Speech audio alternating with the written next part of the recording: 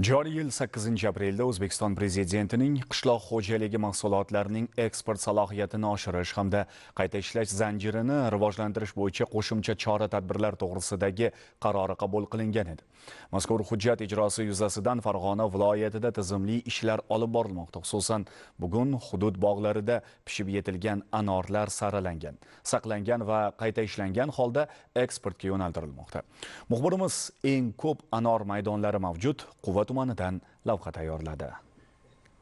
Ma'lumotlarga ko'ra 2018 yilda Farg'onada 860 gektar maydonda anor parvarishlangan bo'lsa, bugungi kunda qariyb 4.8 ming gektar anorzorlar mavjud. 2024 yil viloyatda 63.5 ming tonna anor hosili yig'ib olinib, 9.3 ming tonnasi qayta ishlash jarayonlariga, 4.2 ming tonnasi eksportga yo'naltirilgan. Anorchilik rivojida yetakchilik qilayotgan Quva tumanidagi 373 ta fermer xo'jaligida 2100 gektar anor bog'lari mavjud. Shuningdek, aholi tomorqalarida 2,5 ming gektar yerda anorzorlar tashkil etilgan. Birgina joriy yilning o'zida quvalik mirishkorlar 25 ming tonnadan ortiq anor mahsulotini eksport qilishni rejalashtirgan. Anor asosan Rossiya, Koreya, Arab davlatlari, Xitoy Xalq Respublikasi va qo'shni davlatlarga eksport qilinmoqda.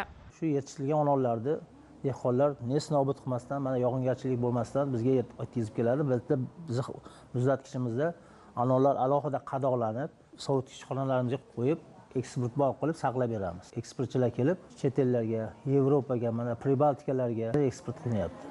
Joriy mavsumda Quvada yetishtirilgan anorlar xalqaro standartlarga javob beradigan hamda zamonaviy qadoqlarda Janubiy Koreya bozorlariga ham yetkazib berilish natijasida eksport geografiyasi yanada kengaydi. Janubiy Koreya qishloq xo'jaligi mahsulotlari importida talab va standartlari yuqori davlatlardan sanaladi. Shu bois har bir mahsulot belgilangan talablarga ko'ra nazoratga olingan. Mahsulotlarni daladan to eksportgacha bo'lgan jarayonlarda bevosita ishtirok etyapmiz. Ularda monitoring fitosanitar nazorat tadbirlarini amalga oshirmoqdamiz. Quva tumanimizda eksport geografiyasi kengayib bormoqda.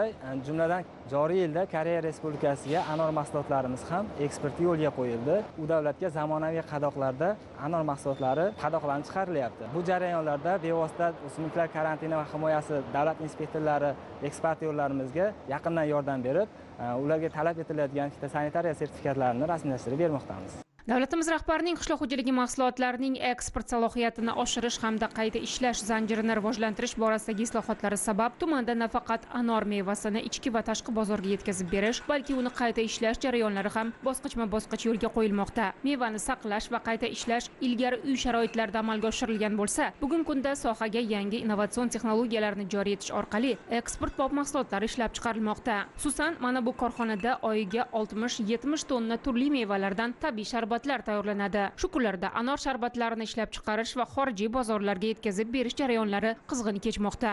Prezidentimiz tadbirkorlarni qo'llab-quvvatlagani biz juda yaxshi foydalanyapmiz.